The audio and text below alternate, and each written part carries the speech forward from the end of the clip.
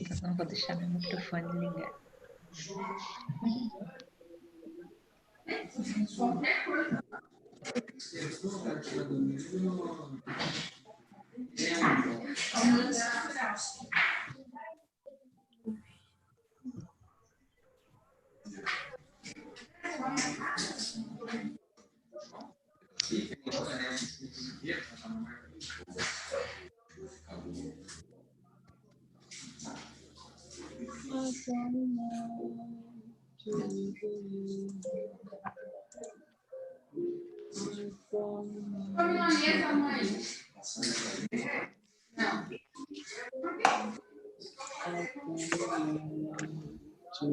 O quê? O que eu tinha feito? É que antes, ontem estava muito corrido, mãe. Mas esse lá, meu cu não para. Mas ele tá deixando um pouquinho dele pro lado brincando. O cu velho, meu cu velho, tá brincando de poeira de grosso que tá tudo quentinho lá dentro. Tá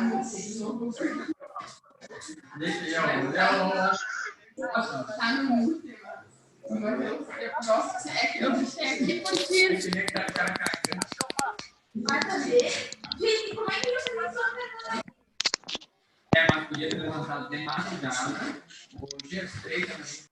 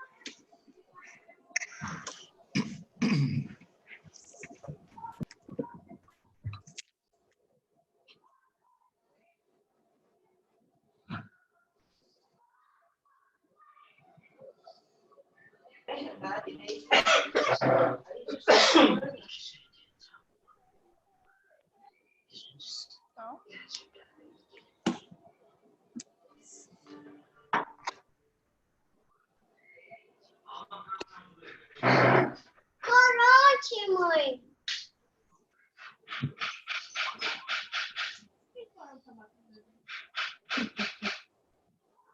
Vai tirar pra frente.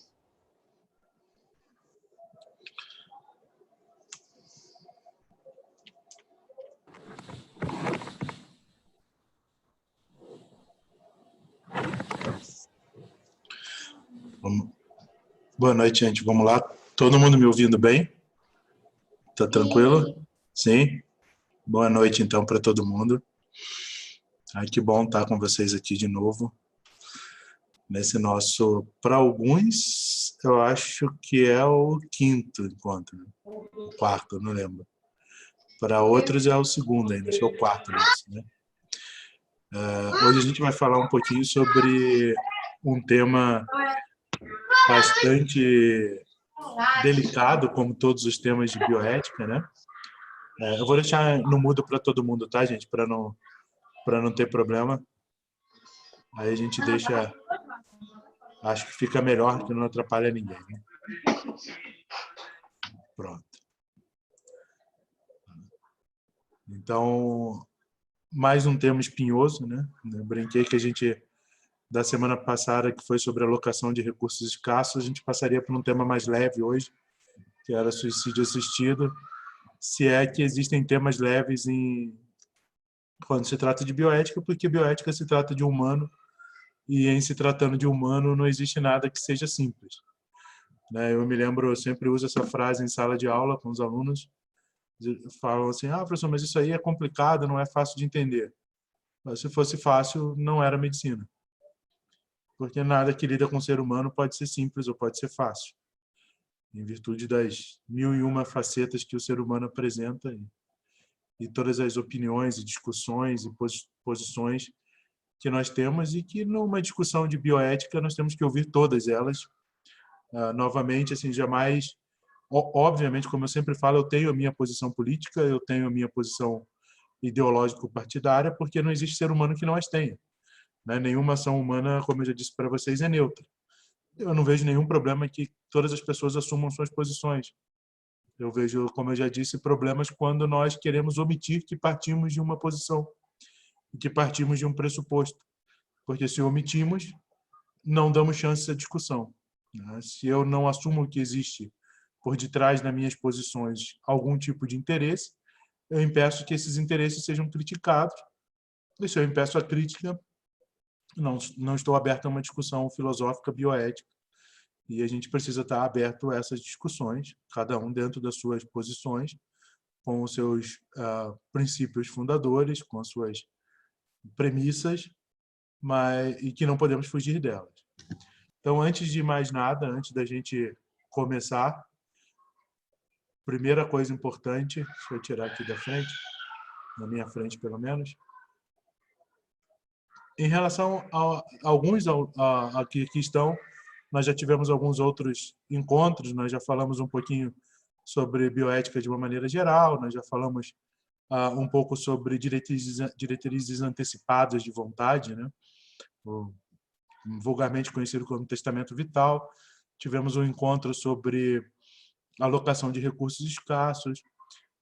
Se alguém tiver alguma dúvida, sempre voltar um assunto, a gente pode discutir, não tem problema. Eu já deixei para vocês à vontade também meu e-mail. Volto a me deixar à disposição na rede social, a gente quem quiser conversar, por favor, gente, sinta-se bastante à vontade para me procurar. É um assunto que eu sou apaixonado e sempre que vocês procurarem que eu puder, às vezes eu não tenho muito tempo, a gente está correndo de um lado para o outro, mas sempre que sobrar um tempinho vai ser um prazer discutir, porque é um assunto são assuntos que me trazem muito prazer e acho que a gente tem muito na medicina para isso. Espero que esteja todo mundo bem. Tá? Eu sei que as notícias não são as mais agradáveis possíveis. A gente gostaria de estar com coisas mais agradáveis para começar, mas é o que nós temos para enfrentar e a gente já sabia que poderíamos lidar com isso quando escolhemos essa área, quando escolhemos ser médicos. E profissionais da saúde e outros que estiverem, por acaso, assistindo. Então, hoje a gente vai falar um pouquinho sobre um tema bastante espinhoso, mas antes eu queria trazer uma frase que ficou famosa essa semana, né? Vocês devem ter acompanhado. Eu estava em aula online, não de bioética, em aula de neuro, que é uma outra paixão, e de repente a aula não conseguiu mais andar, era sobre síndrome de tronco cerebral, porque no meio da aula nós tivemos a troca do ministro da Saúde, e aí eu trouxe depois já, isso foi na semana passada, né? Na terça, uma semana, não, na quinta, uma semana, nem isso. E já temos algumas pérolas, como, por exemplo, a gente conversou sobre recursos escassos em saúde. Eu não sei se vocês viram essa frase do novo ministro, né, que se você se prepara demais, se estrutura demais e amanhã sai um tratamento, você fez um investimento enorme desnecessário. Absolutamente não vou criticar a pessoa, porque se você critica a pessoa, você está fazendo um argumento ad hominem, você está atacando a pessoa e não os argumentos. O que eu quero trazer é que a gente teve uma discussão sobre a alocação de recursos escassos. E essa alocação de recursos escassos, ela tem uma...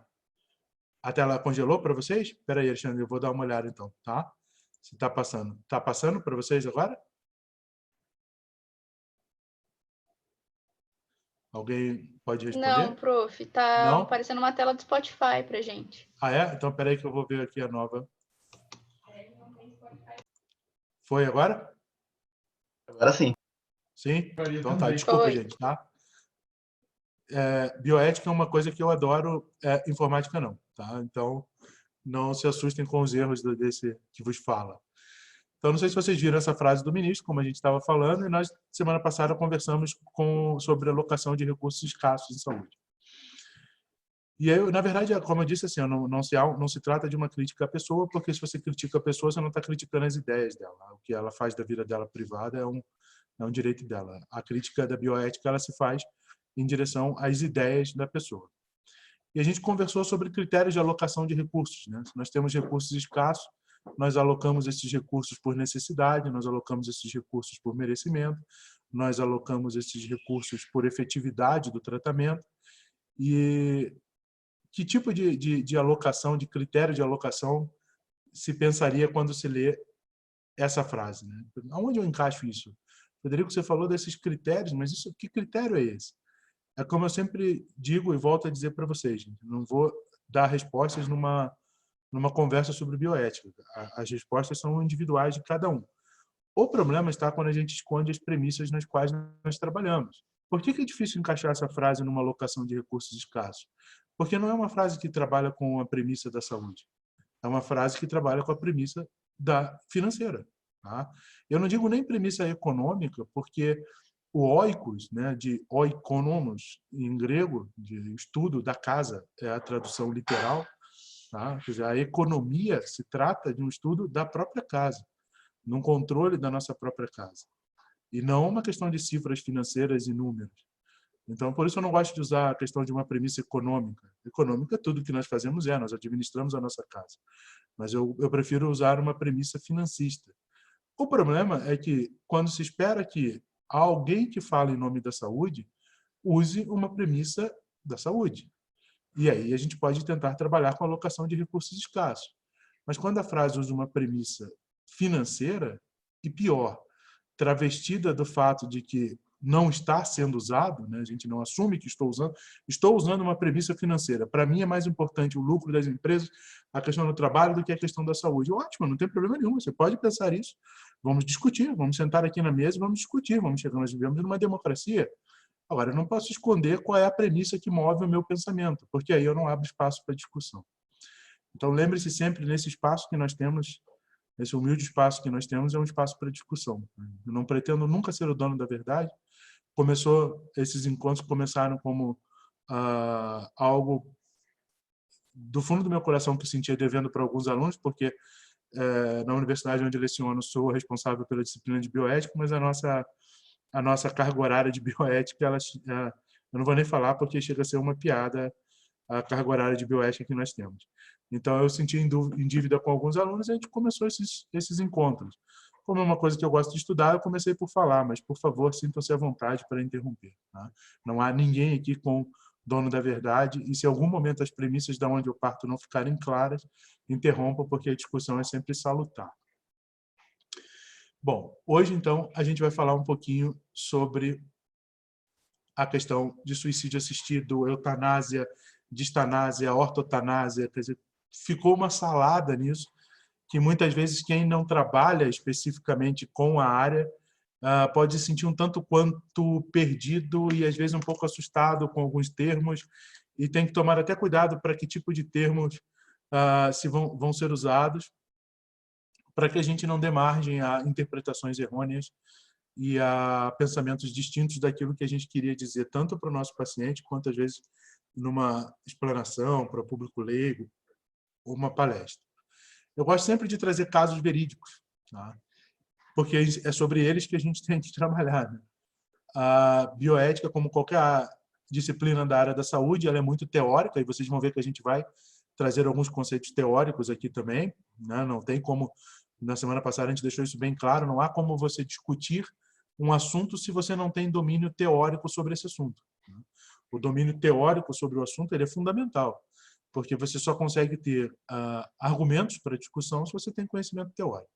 Mas, como tudo na área de saúde, bioética é teoria e praxis. Né? A prática, muitas vezes, como dizia um professor meu de brincadeira, na teoria a prática é outra. Né? Então, assim, a gente precisa trabalhar isso e entender que, às vezes, a gente teoriza muito e, quando vai se defrontar com a vida ali na nossa frente, aquelas teorias não servem tanto, por isso a gente também tem aprendizado com casos clínicos. E esse caso é um caso emblemático, em bioética a gente gosta muito, existe uma vertente da bioética chamada bioética de casuística, ou bioética de casos, que gosta muito de trabalhar com casos clínicos por causa disso que eu expliquei. E esse é um caso paradigmático, que a gente chama que é o caso Diane Quill, que é um caso famoso, é um caso em que o Dr. Quill é um médico, ele atendia há muito tempo a paciente Diane, ela tinha 45 anos, e no início da década de 90, ou seja, uma coisa relativamente recente, tá? Essa paciente recebeu o diagnóstico de leucemia mielocítica aguda. Ela conversou com a família, conversou com seu médico, recusou todo tipo de tratamento, porque os riscos e o desconforto ao qual ela seria submetida eram muito grandes, e ela ainda estava completamente capaz, e ela, todas as alternativas para aliviar o sofrimento, ela discutiu com o seu médico e ela rejeitou todas elas. Até aí, tudo bem, não há problema nenhum, é o direito do paciente recusar, mas aí entra o detalhe.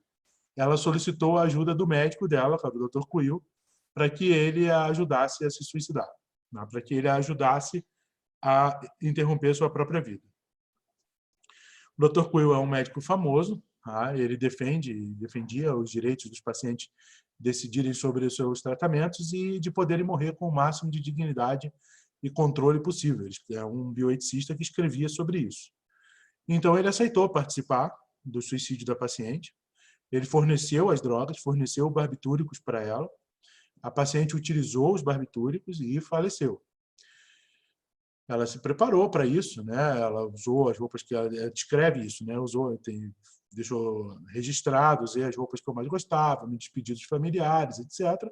Chamou o médico, ele depois que usou as drogas, ele deu atestado de óbito e deu atestado de óbito como leucemia aguda, tá? Não pela intoxicação barbitúrica.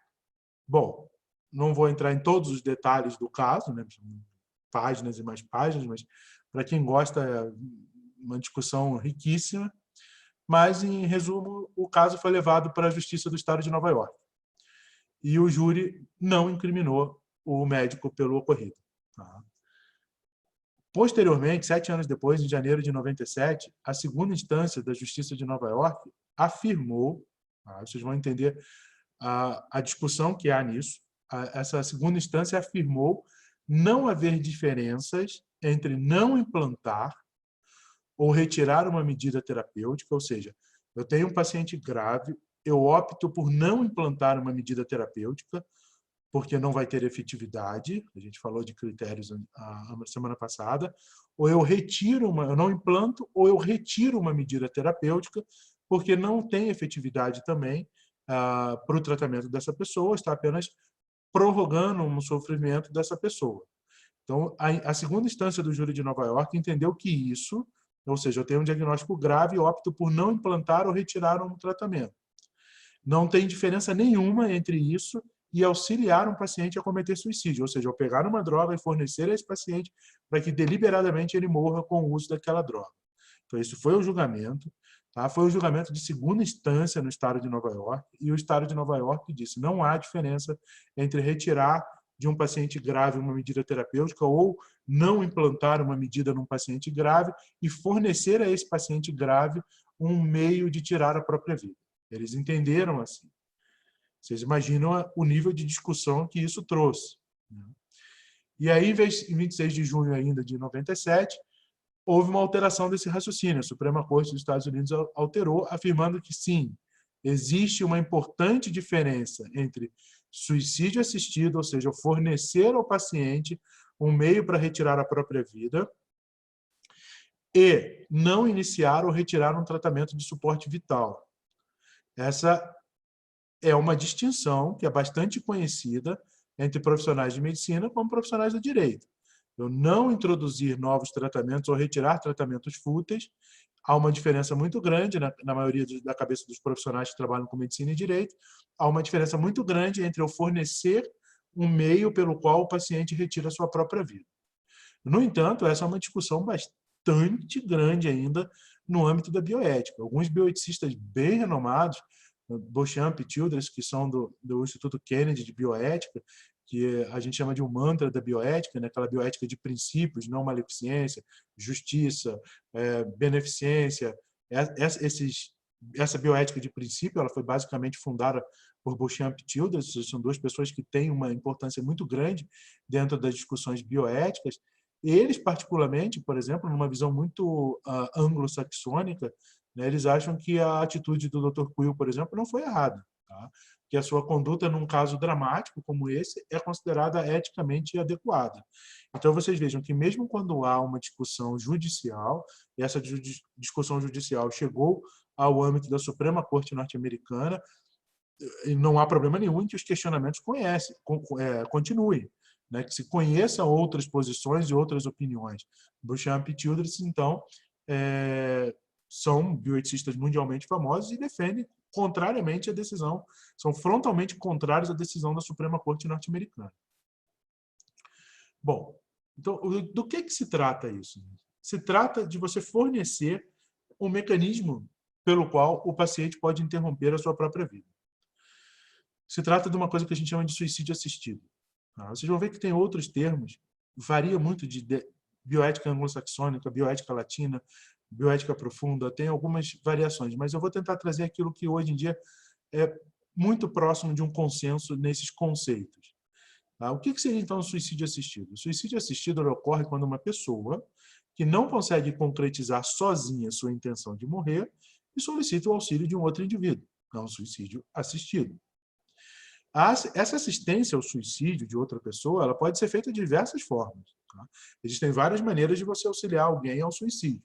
Pode ser por prescrição, se você é um profissional da saúde e tem condições de prescrever essas drogas, uma droga ou uma medicação ou algum tipo de intervenção que propicie a interrupção da vida dessa pessoa. Ou pode ser até de forma mais passiva, se você é um profissional da saúde, como, por exemplo, um psicólogo que não pode prescrever drogas que interrompam a vida da pessoa, mas pode encorajar a pessoa, persuadi-la, se ela tem dúvidas sobre o ato, a cometê-lo. Não deixa de ser uma assistência ao suicídio. Se entende isso hoje em dia como um suicídio assistido. Em ambas as formas, a pessoa que contribui para essa ocorrência da morte da outra compactua com a intenção de morrer. Ele é um agente causal disso. Ele é um agente, usando um jargão que eu não gosto de usar, porque parece uma coisa criminal, e aqui não se trata absolutamente disso. A gente não está discutindo se isso é certo ou errado, estamos dando as opções. Podemos, depois de um tempo, discutir qual é a minha opinião. Eu estou apenas trazendo um conceito, como é a opinião de cada um de nós que aqui está. Mas é como se a pessoa fosse um cúmplice desse suicídio, né? Ela ajudou, ela interviu, ela é um agente causal do suicídio assistido do paciente. Existem várias instituições, né? A Sociedade da Cicuta, numa tradução livre, né? Que é uma clara alusão ao suicídio de Sócrates, publicou em 1991 um livro chamado A Solução Final. Quem quiser tem tradução em português. Tá? Apresenta inúmeras maneiras de um paciente terminal ou com doenças degenerativas cometer suicídio. Eles ensinam como esse paciente pode fazer isso. Vendeu muitas cópias nos Estados Unidos e na comunidade anglo-saxã de uma maneira geral. Ele foi traduzido no Brasil, mas não teve um impacto tão grande assim. Eu acho que a gente tem uma cabeça um pouco diferente para pensar sobre essas coisas, uma coisa mais latina, que tem uma visão bioeticista bem distinta da visão bioeticista anglo-saxã. Tá? Mas existe, para quem quiser, para você ver como esse debate ele é muito firme, muito vivo ainda nos encontros de bioética.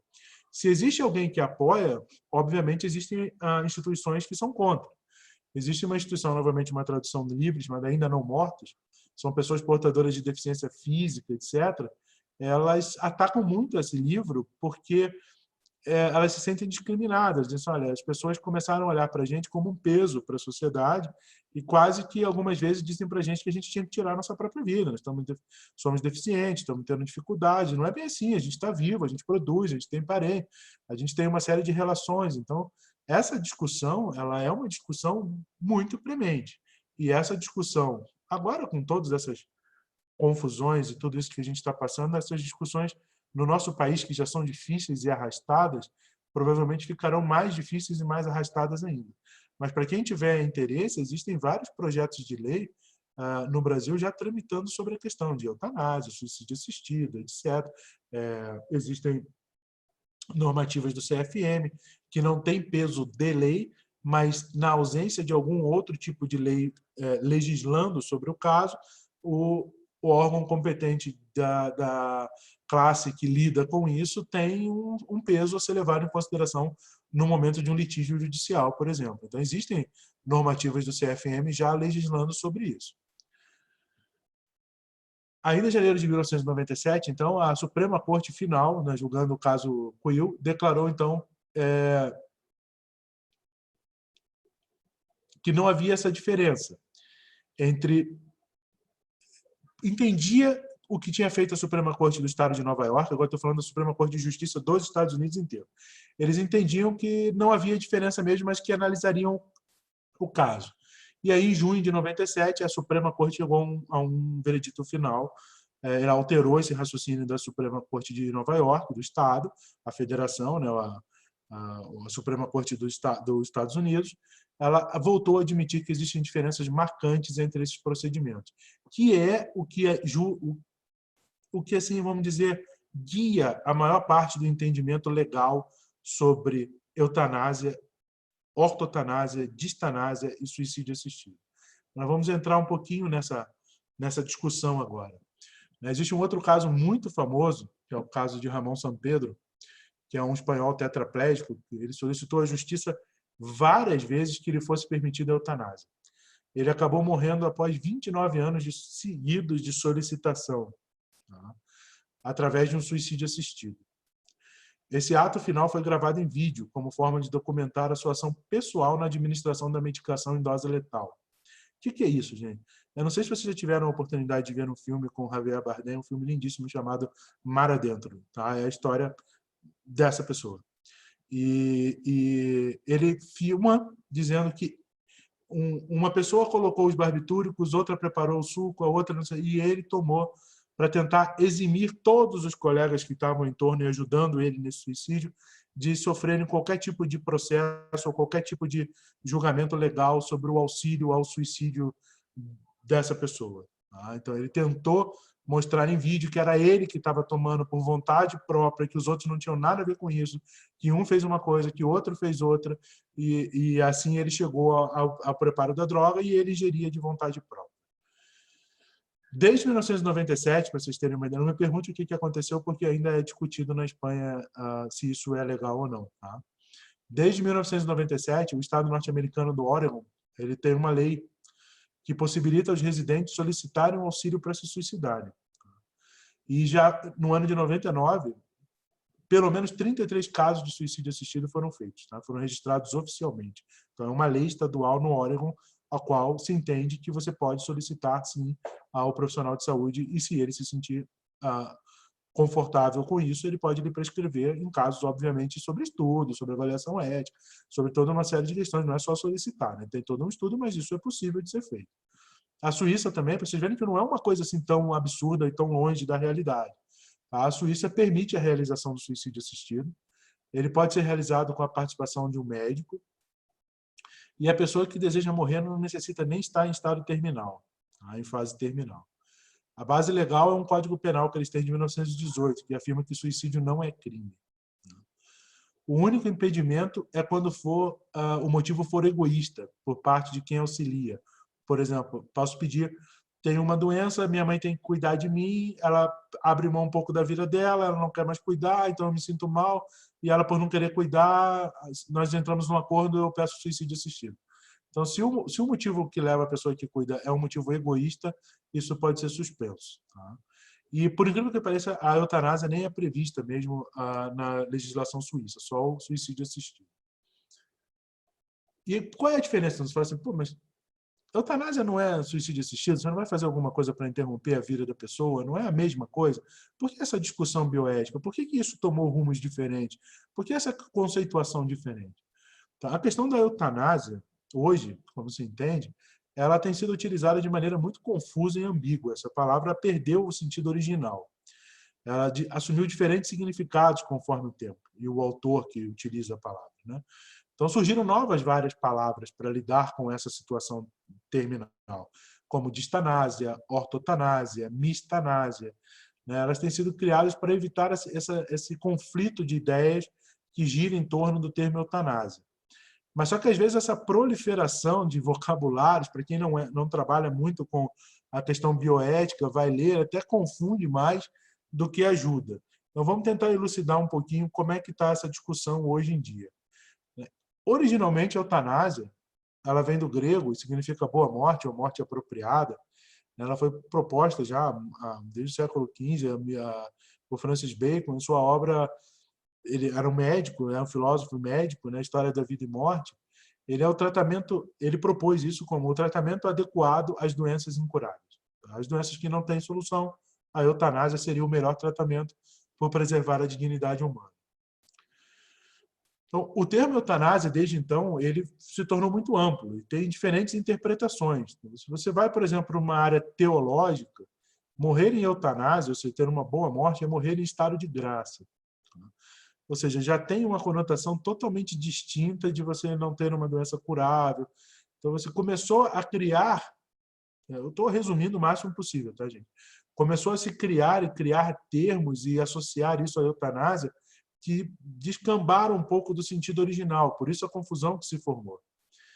Agora, existem dois elementos que são sempre básicos na caracterização da eutanásia: a intenção e o efeito da ação. Como é que é isso? A intenção de realizar a eutanásia gera uma ação, é uma eutanásia ativa. Eu vou fazer alguma coisa para interromper a vida desse paciente. Ou uma omissão, né? Eu não vou realizar uma ação que teria indicação terapêutica naquela circunstância. É o que em alguns livros vocês verão com o nome de eutanásia passiva. Mas eutanásia ativa não é suicídio assistido? Eu farei alguma coisa, tá, para interromper a vida dessa pessoa. A questão é muito sutil, assim. A questão do suicídio assistido envolve o fato de que a pessoa pede, tá? E a eutanásia, teoricamente, o médico tomaria a decisão numa forma de medicina ainda bastante paternalista. Eu sei que não é bom, farei alguma coisa para interromper o sofrimento. Hoje em dia, essa discussão praticamente caiu a zero. Ninguém mais vai tomar uma decisão dessa sem consultar o paciente, sem que seja um pedido do paciente. Acho que hoje em dia não passa mais na cabeça de nenhum médico essa possibilidade. E, às vezes, vocês que vêm de uma formação mais recente, pode falar assim, mas alguém pensava isso? Gente, houve tempo, e eu ainda convivi com muitos, a gente chamava dos catedráticos, os grandes professores, a opinião deles era indiscutível. Então, o que eles diziam, o médico tinha esse poder muito intenso. Então, houve essa caracterização entre a eutanásia ativa e passiva, e o suicídio assistido teria que ter a participação do paciente. Então, assim, da mesma forma, mas alguns bioeticistas entendem que seja a mesma coisa, eutanásia ativa e suicídio assistido. Mas o que se entende hoje, claramente, é que tanto a eutanásia ativa ou passiva, ou seja, eu dei uma droga para o paciente interromper a vida, a pedido dele ou não, não importa, eu dei alguma coisa, ou eu tirei alguma coisa que mantinha esse paciente vivo para interromper a vida dele. Mantinha-o vivo desde que não fosse mantendo o sofrimento. Tá? Era um tratamento que poderia prolongar a vida dele com uma certa qualidade. Então, os bioeticistas hoje em dia entendem claramente que há uma diferença entre eutanásia, ativa ou passiva, suicídio assistido e as decisões de retirar ou não implantar um tratamento que não tenha eficácia, ou seja, um tratamento que não é eficaz, ou que gere muito desconforto para o paciente com o único objetivo de prolongar a vida dele. Então, houve um tempo em que a gente tinha uma discussão entre eutanásia, eu fiz alguma coisa, interrompi, ou forneci, ou suspendi, ou o paciente pediu e eu atendi, isso eu interrompo a vida dele. Não há diferença entre isso e, no entendimento lá, voltando lá na Suprema Corte de Nova York, não há diferença entre isso e eu entender que é uma doença grave, que os tratamentos que eu tenho não são eficazes, por isso eu opto por não introduzi-los, ou se o paciente já os estiver usando, eu opto por retirá-los, porque eu sei que eu estou apenas prolongando com sofrimento. Houve um tempo em que não se entendeu que isso era diferente. Hoje em dia se entende que sim, isso não é a mesma coisa. Tá? O paciente pedir ou eu fazer alguma coisa para interromper a vida é muito diferente do ponto de vista ético-filosófico de eu optar por não introduzir uma coisa que não é eficaz ou retirar algo que está apenas prolongando o sofrimento do paciente. Então, ao contrário da eutanásia e do suicídio assistido, essa retirada ou não implantação de medidas consideradas fúteis não vai agregar outra causa à morte do paciente. Então, essa é a grande diferença ética entre eutanásia e suicídio assistido e eu não implantar ou interromper um tratamento fútil. Quando eu interrompo um tratamento fútil ou seja, um tratamento que não está ajudando o paciente a melhorar, eu não estou dando para ele mais um fator para a morte dele. A morte dele aconteceria pela doença de base que ele tem e que aquele tratamento é fútil, ele aconteceria de qualquer forma. E eu também, quando opto por não entrar com um tratamento que não vai funcionar, eu não estou agregando alguma coisa para a morte do paciente. A doença se encarregará disso. Quando eu faço uma eutanásia ativa ou suicídio assistido, tá? Ou eutanásia passiva, ou eu agrego uma droga, eu te dou uma droga para se matar, ou eu te dou injeto uma droga para que você morra, ou eu retiro uma droga que está te mantendo vivo com qualidade de vida para que você morra mais rápido. Então, existe uma diferença ética entre essas duas questões. Eu não sei se eu deixei claro, se não ficou claro, depois vocês me interrompam e perguntem e a gente explica de novo. Mas o grande fator de diferença ética é se eu agrego ou não algo à morte da pessoa. Tá? Eu estou levando algo novo que vai fazer essa pessoa morrer por aquilo que eu estou levando ou não? A pessoa morreria pela doença, eu estou apenas evitando entrar com tratamentos fúteis e desnecessários. E aí a gente tem outros conceitos hoje em dia, chamados, por exemplo, a distanásia. O que seria a distanásia, então?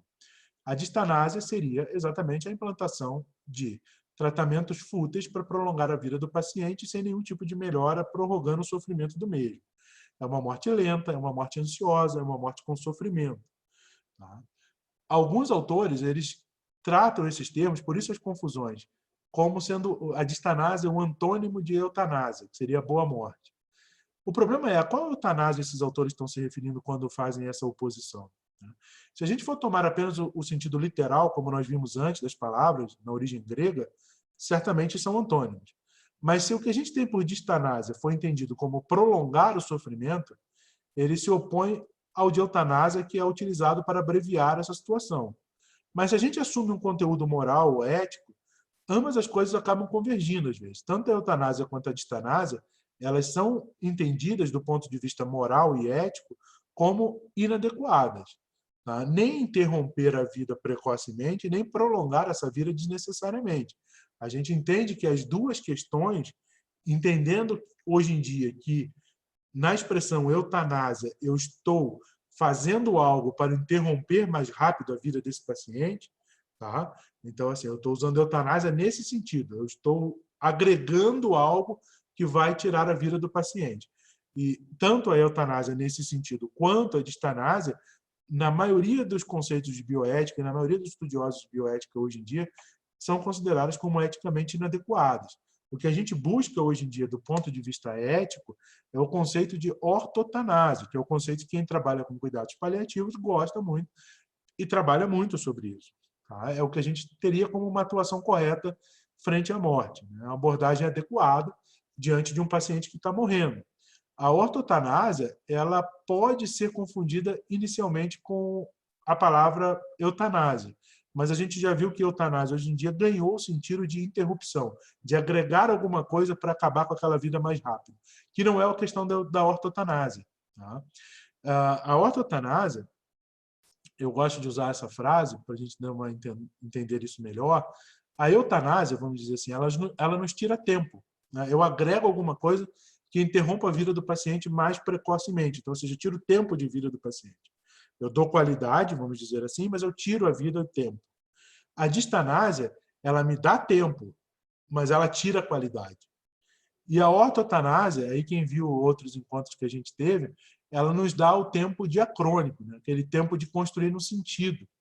Né? Que quem gosta de filosofia e trabalha com filosofia da alteridade, Rosenzweig, Manuel Levinas, Walter Benjamin, etc., diz assim, eu tenho um tempo para construir meu sentido de vida. Qual é esse tempo? O tempo que me resta. Qual é o tempo que me resta? Eu não sei. Eu nem vou antecipá-lo, nem prorrogarei. É o tempo que me resta com qualidade. Então, a eutanásia tenta tirar o tempo e nos dá qualidade. Mas eu posso não ter tempo para construir meu sentido. A distanásia tenta me dar muito tempo, mas tira a qualidade, eu não tenho condições de construí-lo. A ortotanásia é o tempo do diacrônico, aquele que não se mede em minutos ou em horas, se mede no sentido que se constrói pelo tempo que nos resta. Então, por isso é um conceito tão caro hoje para os cuidados paliativos, é aquilo que a gente busca quando trabalha com os pacientes terminais. Hoje em dia é o conceito de ortotanásia. E nós ainda temos, nessa confusão toda, e mais do que nunca agora no nosso país, o conceito de mistanásia. O que viria a ser o conceito de mistanásia? É o conceito de eutanásia social, usando eutanásia no sentido de abreviar a vida por um fator que eu agrego à patologia do paciente. O paciente poderia até vir a morrer daquela patologia, mas eu estou dando um outro fator que faz com que aquilo aconteça mais rápido. Esse bioeticista chamado Leonard Martin, que sugeriu esse termo, tá? Ele denomina a mistanásia como a morte miserável fora e antes da hora. Essa categoria da mistanásia, ele focaliza 3 situações, né? Aquela grande massa de doentes e deficientes que, por motivos políticos, sociais e econômicos, nem sequer chegam a ser pacientes. Você não consegue nem chegar a se transformar em paciente. Eles não ingressam no sistema de atendimento médico. Segundo, aqueles doentes que conseguem ser pacientes. E aí se tornam vítimas. Quando eu digo erro médico, é um vício de linguagem, né? O erro da equipe da saúde, e muito mais amplo do que isso, né? Falta de estrutura, etc. E ainda tem o terceiro grupo, que são aqueles pacientes que acabam sendo vítimas de má prática por motivos econômicos, científicos, sociopolíticos, né? Ou seja, pacientes discriminados, são vítimas de experiência, se fazem testes, etc. Isso também é uma mistanásia. Então, segundo esse autor, a mistanásia é uma categoria quando se trata de pacientes e doentes terminais e lidar com pacientes e doentes terminais, que nos permite levar a sério o fenômeno da maldade humana, né? Da onde a gente consegue chegar. No meio disso tudo, então, assim, o que a gente tem na verdade? Né? Então, vamos voltar um pouquinho atrás, porque basicamente é conceito, e eu já disse para vocês, eu não vou dar nenhum tipo de resposta para vocês sobre nada disso. Eu trouxe os conceitos, tenho, obviamente, a minha opinião, e depois cada um fica matutando em casa, e é muito gostoso quando a gente fica matutando em casa sobre esses conceitos e sobre essas aplicabilidades. Resumindo, o que a gente tem? Bom, hoje em dia a gente não entende mais a eutanásia como era no início, do ponto de vista bioético, tá? Como foi no início. A gente não considera mais a eutanásia como uma boa morte, a gente considera a eutanásia como um fator em que eu agrego a patologia do paciente, seja ela qual for, eu agrego algo que vai interromper a vida dessa pessoa. Seja por eu dar uma droga, seja por eu suspender um tratamento porque eu não tenho agregação de recursos escassos, mas é uma eutanásia. E aí, se tem essa questão da visão social, mais ainda é uma mistanásia. Eu tenho a questão do suicídio assistido. A diferença entre eutanásia e suicídio assistido, hoje em dia, ele, no filigrana, seria a questão do pedido do paciente. Mas como hoje em dia, raramente você vai tomar essa decisão sem esse pedido do paciente, a gente basicamente considera eutanásia ativa e suicídio assistido quase que sinônimos hoje em dia. Existe a questão da distanásia, que é o oposto, né? Eu não vou interromper a vida, eu vou prolongá-la a qualquer preço. É um encarniçamento terapêutico, é a batalha terapêutica a qualquer preço, prolongar aquilo sem nenhum tipo de qualidade para o paciente. E aí nós entendemos que, do ponto de vista ético, as duas questões são eticamente condenáveis, porque eu nem posso tirar tempo para dar qualidade, nem posso tirar qualidade para dar tempo.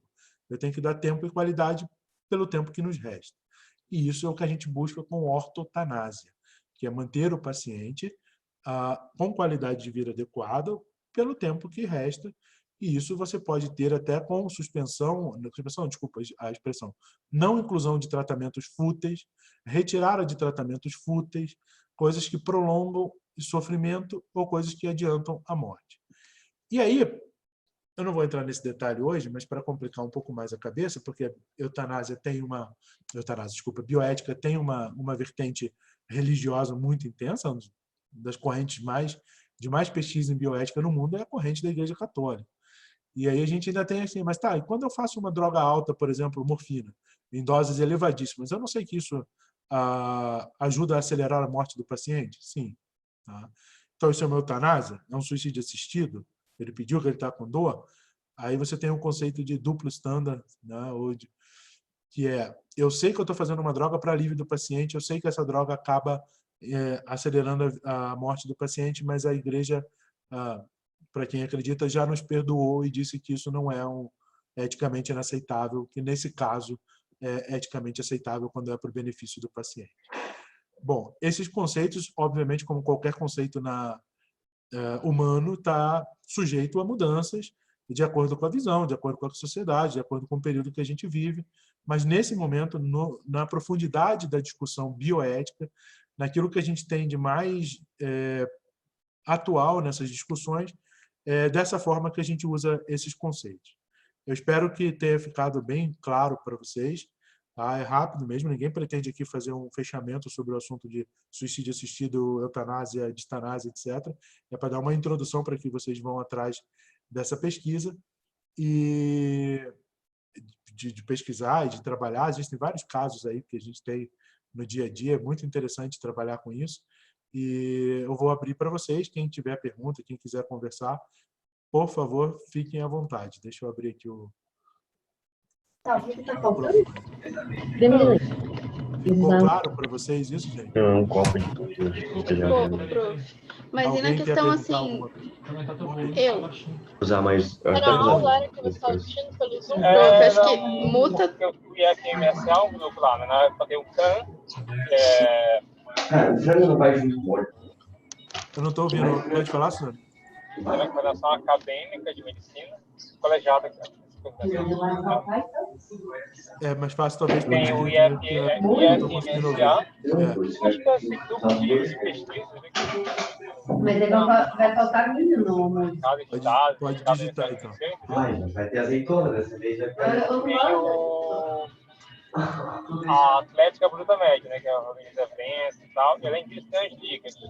Normalmente o aluno se envolve em alguma coisa que é porque conta tudo isso aí. Você diz Conta... que eu não tenho recurso Ele para implantar um tratamento para o paciente, né? Deixa eu botar no mudo de novo para todo mundo, que aí você está digitando, fica mais fácil. Pronto. O que é o IFMSA? Deixa eu botar aqui. Isso. Pronto. Se você não tem... Já botei no muro para todo mundo. Se você não tem recursos para todo mundo, se você não está em condições de ter recursos para todas as pessoas, eu classifico isso como uma questão de mistanásia. Tá? É uma questão social. Tá? Aí você pode, né, voltar àquela questão anterior que a gente conversou da outra vez. Assim, mistanásia ou a falta de recursos, né? Porque sempre é uma questão filosófica antes, né? Por que faltam recursos para a saúde? Por que, por exemplo, não faltam recursos para o fundo partidário? Né? Ou por que não faltam recursos bélicos? Bom, isso é uma discussão filosófica muito profunda, mas ao estrito termo, tá? Se você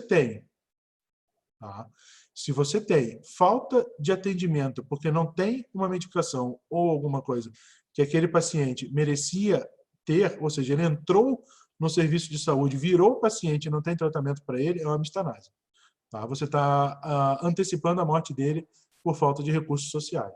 Então, é considerado mistanásia. Não sei se ficou claro para você. Ficou sim. Mas daí, no caso, assim, o paciente, ele chegou, ele está em assistência, e daí eu vou ter que retirar esse paciente de um respirador, por exemplo, agora no caso do Covid, né? Eu tenho um número X de respiradores, mas eu tenho mais pacientes do que respiradores, então eu vou liberar um leito, né? Mesmo que esse paciente ele está em coma induzido ou não, certo, mas ele está em coma, ele não está consciente para tomar essa decisão. Naturalmente, ele vai morrer em decorrência da falta do respirador, mas assim, eu estou fazendo todo o cuidado para que ele não sinta o desconforto. Ainda assim, esse paciente ele vai sofrer com uma mistanásia. Esse paciente deveria ter os recursos necessários para tentativa de manutenção da vida dele. Não são recursos que você está utilizando para prolongar algo que não tem prognóstico. Teoricamente, o paciente precisa de suporte, precisa dar tempo para que ele se recupere. Então, se não há recursos para todos, se por algum motivo não há possibilidade de tratamento por falta de recursos sociais, ou seja, é uma questão social de implementação de recursos, aí você tem uma mistanásia. E mesmo que não seja por falta de dinheiro, tá? Às vezes não tem produção suficiente para dar conta, é estanásia. Você faltou recursos sociais para dar conta daquele paciente. Você não fez uma droga para matá-lo, você não tirou um tratamento porque quis para interromper a vida dele. É uma eutanásia, mas uma eutanásia social, né? E aí entra a questão da mistanásia. Foi para isso que foi criado esse termo, né? E no nosso país tem um peso muito maior do que em alguns outros países onde isso praticamente inexiste. A diferença seria o prognóstico, isso? Entre você dizer eutanásia ou mistanásia? Tipo assim, diferenciar uma extubação paliativa Sim, e uma uma sim, mistanásia. claro. Assim, a extubação paliativa, ela tem outra coisa, né? Isso você está suspendendo um tratamento que está apenas prolongando a vida do paciente de maneira sofrida. Isso não é considerado antiético, tá? Isso é ortotanásia, né? Você, olha, esse paciente não tem um prognóstico e eu vou interromper esse tratamento porque é um tratamento distanásico. Eu estou prolongando o sofrimento dele, da família, de todo mundo, e absolutamente não terei nenhum tipo de efetividade nesse tratamento. Isso é uma coisa. Agora, eu vou ter que tirar do respirador porque eu não tenho respirador para mais de um, aí não, aí é mistanásia. Tá, agora entendi. Obrigada. Tá? Mais alguém? Eu sei que é um tema pesado, gente. Não é fácil e vocês vão lidar com isso. Talvez no Brasil a gente ainda não lide tanto com essas questões. Deixa eu ver aqui que a Mariana perguntou a diferença entre distanásia e ortotanásia. A distanásia é você, a qualquer força, tentar prolongar a vida desse paciente. Tá? Você já sabe que esse paciente não tem um prognóstico de vida no tempo. Ele tem uma doença terminal. Mas eu tento ficar fazendo tudo o que é possível, né? Eu lido muito com pacientes com neoplasia do sistema nervoso central. Já tive vários pacientes, por exemplo, que eu dou o diagnóstico de glioblastoma multiforme, sobrevida de 1 ano, 1 ano e meio no máximo, com uma morbidade alta, não só a mortalidade, né? E às vezes eu falo, olha, não há mais o que fazer, é um sofrimento desnecessário. Fazer radioterapia cerebral, quimioterapia cerebral para neoplasia do sistema nervoso central é muito pesado. O paciente sofre demais. Olha, eu acho que não vale a pena fazer. Mas você vai a outros colegas e diz, não, vamos operar de novo, vamos tirar de novo, vamos fazer novamente.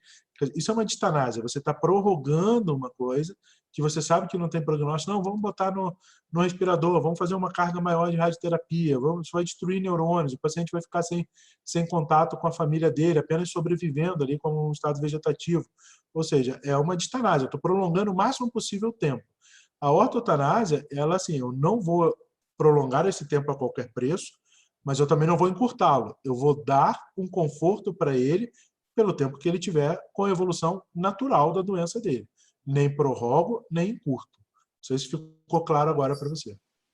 Acho que ficou, prof. Eu só fiquei com a dúvida assim, se é uma decisão minha, uma decisão clínica minha, se não. É uma Não? Não. A decisão, quer dizer, clínica sua no sentido de que se você é um médico assistente, Isso. você vai ser o primeiro a tocar nesse assunto, né? Uhum. Mas uma decisão, por exemplo, para uma extubação paliativa, como falou a Suzana, para uma interrupção de um tratamento, etc., ele nunca vai ser feito sozinho por você. Tá? Tá. Você vai ter que ter no mínimo, depende muito, assim, mas hoje em dia se considera que se você tem a opinião de um outro colega, 1 ou 2 colegas que concordam, por exemplo, eu lido muito com pacientes com neoplasias terminais do sistema nervoso central. Se eu digo que não acho que vale a pena fazer mais um tratamento, eu tenho o aval do colega oncologista com o qual eu discuto, com o colega da terapia intensiva, eu tenho o aval de outros colegas, não é uma decisão solitária sua. Legal. Não é você, porque você tem um viés do seu paciente. Então, eticamente, é recomendado que você tenha uma conversa mais aberta. Aqui, a gente normalmente, eu converso ou com o oncologista clínico, o terapeuta intensivo, ou com o oncologista clínico e o radioterapeuta, que é quem mais lida com os pacientes com neoplasia do sistema nervoso central. Então, quando a gente entra num acordo, num consenso, a gente expõe a família. Normalmente, por exemplo, se o paciente é meu, eu vou expor a família, mas o consenso foi feito pelos 3. Eu digo, olha, conversei com o doutor fulano, e todo mundo concorda, está aqui no prontuário, não tem mais o que ser feito do ponto de vista de implementação de novos tratamentos para prorrogar a vida. Isso não quer dizer que eu não vou fazer drogas para tirar a dor, para lhe deixar tranquilo, para melhorar a sua qualidade de vida. Isso é uma outra coisa. Tá? Isso é ortotanásia. Como eu estava dizendo, assim, é muito difícil vocês lidarem com o pedido de suicídio assistido, de eutanásia no Brasil, porque a gente não tem essa mentalidade. Tá? A gente tem muita dificuldade. Pelo contrário, é mais fácil vocês lidarem com pacientes querendo distanase o tempo todo, né? Que você prorrogue aquilo o tempo todo. Eu não me lembro, em algum momento, de alguém ter chegado para mim e dito assim, interrompa o tratamento. Tá?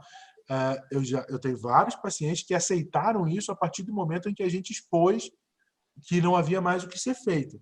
Mas o paciente naturalmente perceber que aquilo é um paciente, é uma doença terminal, não tem mais volta, e chegar, olha, doutor, vamos conversar sobre a possibilidade de interrupção do tratamento? Nunca tive. Tá? Nunca tive.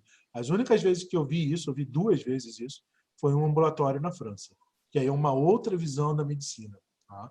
A gente aqui tem muito pouco, a gente vai lidar mais com distanásia do que com eutanásia. Tá? Mas, frente a uma situação assim, o que a gente pode fazer? Quando o paciente te solicita? Isso. Você vai dar a ele as opções. Eu também acho que a gente é bem esperançoso em algumas coisas, Luiz. Você vai dar a ele as opções e você nunca vai tomar essa decisão sozinho. Se você achar que ele tem razão de interromper, mesmo assim você tem que ter o consentimento de mais 2 colegas. Tá? No mínimo mais 2 para que isso seja eticamente aceitável. Para você não cair aquele viés que eu estou decidindo sozinho. Tá? Deixa eu ver o que a Carol perguntou aqui. Ok, prof, obrigada. Imagina, você considera que o impedimento para implantar o suicídio assistido é de uma moral religiosa? Tá? Eu acho que a gente não pode nunca esquecer, né, de que a religiosidade ela é uma parte inerente do ser humano. Tá? E aí, talvez a pergunta melhor seja assim, é de uma moral religiosa cristã? Né? Porque existem morais religiosas que não têm tanto problema com a questão de interrupção da vida, ou etc., a questão de reencarnação, etc., não seria uma coisa tão problemática assim. Então, a questão judaico-cristã, que é o que a gente vive no Ocidente. Né? Sim, sem dúvida nenhuma, tem uma influência muito grande, né? Há uma influência muito grande da dificuldade de implementação de suicídio assistido pela questão da moralidade judaico-cristã ocidental. E agora, a gente está vindo com mais uma religião irmã, né? Porque somos todas do mesmo livro, né? Que é o Islã, e que também tem uma questão de impedimento muito alta sobre isso. Né? Não seria diferente, já que nós usamos basicamente o mesmo livro religioso. Né? Quanto mais próximos nós somos, todo mundo aqui tem família, sabe o quanto a gente briga com a família. Né? Então, os 3, judeus, cristãos e muçulmanos, brigam muito porque bebem da mesma fonte, então quanto mais próximo a família, mais a gente briga. Então, essa questão da moralidade religiosa, ela é extremamente importante. E aquilo que eu disse, assim, eu não vejo nenhum problema nisso. Ótimo, a religiosidade faz parte do ser humano. Não há nenhum problema. Tá? Existe quem gosta de música, eu gosto muito de um conjunto, é meio fora do mercado, que é o Plasmatic, que tem uma música que diz assim, eu não tenho medo do seu Deus, eu tenho medo do que você faz em nome dele. Tá? Então, assim, não tem problema nenhum com a questão da religiosidade, desde que você você deixe isso claro. O meu impedimento é um impedimento religioso. Ótimo, eu te respeito, não tem problema nenhum. Tá? Não vejo nenhum problema, mas no Ocidente a gente tem que levar isso em consideração profundamente, até porque os nossos maiores pesquisadores de bioéticas estão ligados à igreja. Tá? Quem pesquisa bioética profundamente no Brasil? A PUC do Paraná, a PUC do Rio Grande do Sul, a PUC do Rio, a Pontifícia Universidade Católica, aí tem a USP, etc., é uma outra visão. Mas é muito forte no Brasil a questão da moralidade religiosa. Isso a gente não pode deixar de lado, não tenha dúvida. Tudo bem, gente? Deixa eu ver o que a Letícia quer. Na verdade, no Brasil, Letícia, assim, o médico ele vai se negar sempre, porque isso é crime, né? Você não pode fazer suicídio assistido no Brasil, nem eutanásia. Você pode fazer ortotanásia. Mas, assim, a questão do bom prognóstico. O paciente, vamos supor, um paciente extremamente... O que é o medo de todo médico quando se fala sobre isso, tá? O paciente está me pedindo para tirar a vida dele porque ele está extremamente depressivo, por exemplo, e não tem nada a ver com a patologia dele, que ele tem, por exemplo, um câncer que possa ser tratado. Tá? Mas por causa da situação da vida dele, ele está num momento extremamente deprimido e quer interromper tudo. Por isso que você não interrompe sozinho. Mesmo nos países que isso é admitido, tem que se passar por uma avaliação de outros 2 colegas médicos antes que você possa fazer isso. Tá? Eu não me lembro, eu não vou saber te dizer exatamente se nesses países são 2 colegas médicos, mas pelo menos, eu sei na questão da Suíça, pelo menos uma avaliação psiquiátrica muito bem feita o paciente tem que fazer se ele quer pedir a interrupção da vida dele. Não adianta só ele pedir e não adianta só o médico dizer que concorda. Vai ter que ter uma avaliação externa. Não sei se ficou claro para ti essa resposta, assim, que não é assim, o paciente me pediu e eu decido com ele. Eu posso decidir com ele e a partir dali vai uma terceira instância para que haja uma avaliação para ver se esse pedido vai poder ser atendido ou não. Tá? Não sei se ficou claro para você isso. Joia. É muito polêmico, não tenha dúvida disso. Como eu disse no começo, assim, não existe assunto médico que seja fácil, porque medicina mexe com o ser humano, e nenhum assunto com o ser humano é fácil. Você vai tirar a unha do paciente e ele morre de sepsis. Tá? Então, assim, nada que envolve medicina é um assunto fácil. Por isso é tão legal. Tá? Por isso é tão apaixonante. Não basta você decorar uma fórmula, não basta saber que 2 mais 2 são 4, que um triângulo tem 3 lados, não é uma coisa extremamente pura e simples matemática. Existe muito mais envolvido nisso. Existe a religiosidade do paciente. A maioria dos meus alunos sabem, eu durante um ano trabalhei como médico na Amazônia, tá? No navio Hospital da Marinha. E eu me lembro de várias vezes ir atender. E quando a gente se forma, a gente acha, um pouquinho antes de se formar, né? Desde que passou no vestibular, né?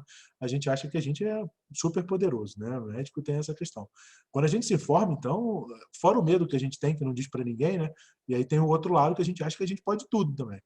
E eu me lembro várias vezes de ficar bem chateado quando ia atender em aldeia, que o pajé tinha que ir junto e tal, porque eu achava um absurdo aquilo. Até o momento que você começa a perceber que funciona muito melhor o seu atendimento quando o pajé está junto, porque a pessoa acredita, a pessoa tem a fé, e o ser humano é muito mais complexo do que uma decisão puramente médica pode tomar. Eu não estou dizendo com isso que a gente não deve seguir preceitos científicos, tá? Tem que deixar bem claro isso. Nós somos médicos, nós seguimos preceitos científicos, baseados em evidências, testes terapêuticos, etc., duplo cego, randomizado, e é muito bom que a gente faça isso. Mas a gente tem que entender que o ser humano, às vezes, tem uma dimensão maior. E essa dimensão maior pode ser dada por várias coisas, né? Sem entrar em questão política agora, mas como eu já digo sempre, tudo é política, existem vários estudos que estão mostrando que, por exemplo, a cloroquina não é tão eficaz quanto se disse. Mas tem colegas que insistem em tomar. Se entende a dimensão do ser humano do medo de morrer. Assim, todo mundo tem medo de morrer, a gente já falou sobre isso. Né? Você dizia assim, eu lido bem com isso. Tá, você pode até lidar bem com isso, mas, no fundo, alguma coisa sempre ficou faltando. E a gente não tem como não pensar nisso. Né? Eu tenho 46 anos, mas eu sou hipertenso, eu sou asmático. Você tem medo? Claro que tem. Tá? Tinha muito no início da epidemia?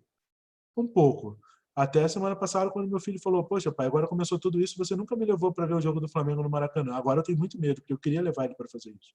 Então, a dimensão do ser humano é muito maior do que a questão só puramente científica. Não que a gente não deva se balizar por ela, mas tem muitas outras coisas envolvidas. Por isso o tema é tão polêmico e por isso a medicina é tão legal. Né? Porque se não fosse assim, era matemática, né? Mas estava tendo uma calculadora e um computador e você resolvia o problema. Se fosse assim, era bem tranquilo. A gente podia chegar em casa bem cedo e tranquilo todo dia. Né? Tudo bem, gente? Eu acho que você pulou a pergunta da Beatriz. Poderia dar um exemplo clínico de uma ortotanásia? Ortotanásia?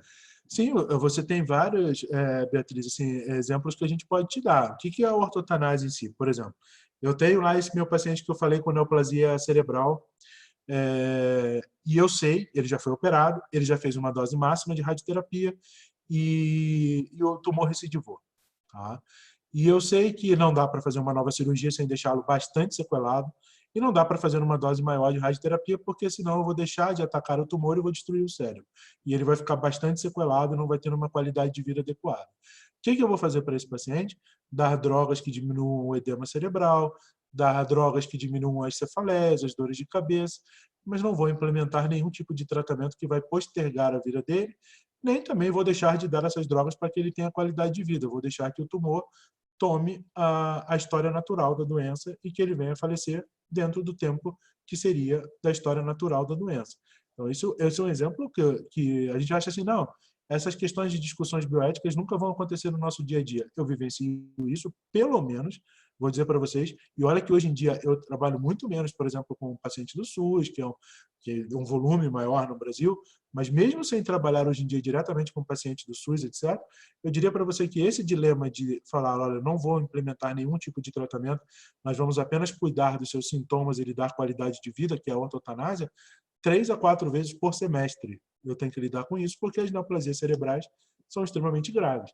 Então, às vezes, mesmo que um outro colega tenha operado no SUS, às vezes o outro colega falou para ele, olha, não vou implementar nada, não vou...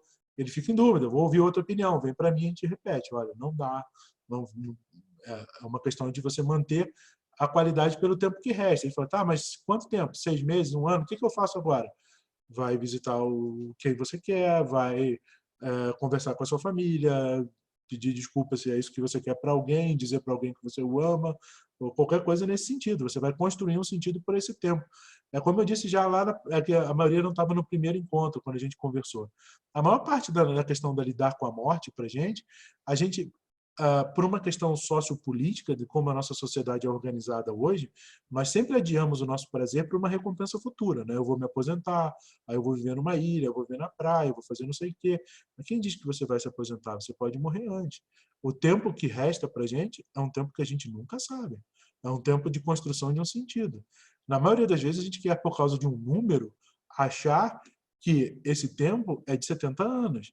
Mas esse tempo, para muita gente, sequer chega a acontecer, porque morre intraútero. Então, é uma média. Não dá para a gente saber quanto tempo vai ser. Só que se a gente ficar pensando nisso, numa sociedade que faz que a gente tenha que adiar todo o tempo do mundo, eu citei até o exemplo da aula, né? Se a gente ficar pensando desse modo, eu vou parar para pensar assim, o que me faz terça-feira à noite num feriado estar sentado de frente ao computador assistindo uma aula?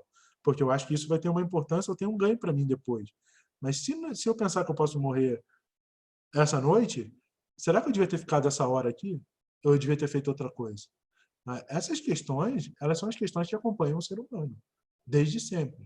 E como médico é quem acompanha o ser humano desde sempre, a gente vai estar mergulhado nessas questões. Eu não sei se ficou claro para você o exemplo de ortotanásia. A ortotanásia é basicamente isso. Assim, eu não vou te implementar nada que vai aumentar o teu sofrimento, mas também não farei nada que vai interromper mais rápido. Nós vamos aliviar as dores e vamos deixar que a doença tome o tempo que ela tem. Que bom que ficou. Imagina, é um prazer. Tá? Tudo bem? Mais alguém? Todo mundo com a cabeça cheia para ficar pensando sobre isso na quarentena? É duro, né? Mas a gente vai ter que lidar com isso, não é fácil. Gente, eu não sei quanto tempo vai durar essa nossa questão de não poder ter aulas físicas e podermos fazer os nossos encontros, mas eu deixei para todo mundo semana passada meu e-mail, eu vou repetir aqui no chat, tá? Pelo seguinte, eu adoro qualquer tema de bioética, já te respondo. Mas... Então, assim, se vocês querem, às vezes eu não domino o tema, que não é um tema que eu gosto tanto, mas eu não tenho estudo tanto. Mas se vocês quiserem me mandar e-mail, sugiram. Se vocês quiserem continuar, a gente se encontra na semana que vem, me sugiram temas, a gente vai marcando. Se eu não puder falar, eu convido alguém para falar. Se eu sou contra a distanase, sim, absolutamente contra. Tá? Absolutamente contra. Como bioeticista e que estuda muito essa questão, a minha tese de mestrado ela é sobre fundamentação ético-filosófica em cuidados paliativos. Eu sou terminantemente contra a distanásia, assim como sou terminantemente contra a eutanásia. Tá? Eu acho que as duas coisas, como eu deixei bem claro, imagina, Jéssica, é um prazer. Eu deixei bem claro, assim, eu não acho que a eutanásia é uma solução porque ela me tira tempo. Tá? Eu queria mais tempo para construir um sentido. E eu não acho que a distanásia seja uma solução porque ela me tira qualidade para construir esse sentido. Eu quero o que me resta de tempo com a melhor qualidade possível. Então, eu sou terminantemente contra os dois extremos. Tá? Bem em cima do muro mesmo, assim, pode não ter problema. Não. A pergunta da Romana, deixa eu ver aqui. Tá. Desculpa, Romana, não tinha visto aqui. Tá? Eu vou ler agora. Como ocorre o processo para aprovação do paciente para o suicídio se o paciente legalizado? Tá. Normalmente, a família não é, se o paciente tem consciência, a família não é envolvida nisso. E cada vez mais, Romano, assim, a gente conversou isso 2 semanas atrás, a gente tem dado muita ênfase, e até por isso assim, começa a se entender Por que é tão importante a discussão sobre diretivas antecipadas? Né? Exatamente para essa hora a coisa não descambar para a família ou para quem quer que seja tomar uma decisão pela própria pessoa. Né? Então, assim, a gente normalmente dá valor à opinião do paciente, se ele tem diretivas antecipadas de vontade ou testamento vital, isso é levado em consideração, tá? Nos países em que isso é legalizado. Mas na maior parte dos países em que isso é legalizado, eu vou te falar um exemplo muito próximo para mim, porque a gente estuda lá e está junto com eles, que é em Portugal. Tá? Em Portugal, as pessoas confundem muito esse termo. Tá? Portugal, com as diretivas antecipadas, não se legalizou a eutanásia. Tá? Se legalizou nesse sentido de você agregar um agente causal à morte da pessoa. Se deixa bem legalizado a questão de não implementar a distanásia. Tá? Não se faça nada que não tenha benefício para o paciente. Tá? A maior parte dos países, eles legalizam isso. Tá? Olha, não faça nada de tratamento, a gente chama de encarniçamento terapêutico, né? O tratamento fútil e desnecessário que prorroga o sofrimento. Eu não quero que faça nada disso, eu não quero ir para um respirador, a minha doença é terminal, eu não quero ir para um tubo, eu não quero nada disso. Eu quero que quando eu chegar nesse momento, você me deixe pelo tempo que eu tiver, na melhor qualidade possível de sofrimento. Tá? Isso é o que está legalizado na maior parte dos países. A legalização do suicídio assistido, de exemplos claros no Ocidente, nós temos 2 locais, que é a Suíça e o Oregon. Tá? Nesses 2 locais, o paciente pode pedir, sim, para fazer alguma coisa que agregue uma causa à morte dele. Por exemplo, eu tenho uma neoplasia de pulmão terminal. Tá? É uma doença grave, já fiz todo o tratamento. Em Portugal, eu posso dizer, quando eu chegar na emergência, não me entube. Tá? Eu não quero distanásia. Tá? Na Suíça, eu posso dizer, eu quero que você me dê uma droga para eu tomar e morrer antes de chegar na emergência, na situação de precisar ser entubado. Não sei se ficou clara a diferença agora, tá? Entre uma coisa e outra. Então, lá você pode pedir, mas mesmo podendo pedir, vai ter que ter avaliação de mais profissionais. Tá?